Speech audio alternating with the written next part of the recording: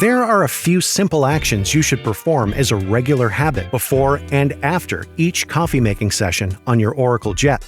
Doing so means less effort later on. Let's start with the group head purge.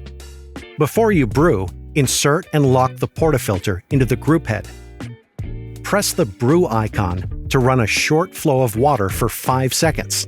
Then, press the brew icon again to stop it. This will purge any ground coffee residue from the group head and stabilize the water temperature before extraction. Wipe, clean, and dry the basket before making your next coffee. After every coffee-making session, we recommend you to perform a clear water backflush before turning off the machine. This helps remove any residual oils from the espresso paths. First, empty the drip tray and locate the gray silicone cleaning disc supplied with your machine.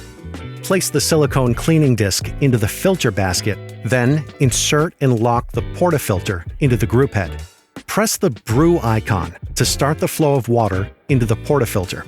After around 20 seconds, stop the shot which discharges water back into the drip tray. Do this 3 or 4 more times and your clear water backflush is complete.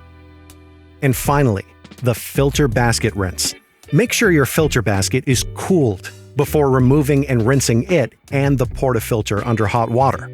This removes any coffee oil residuals.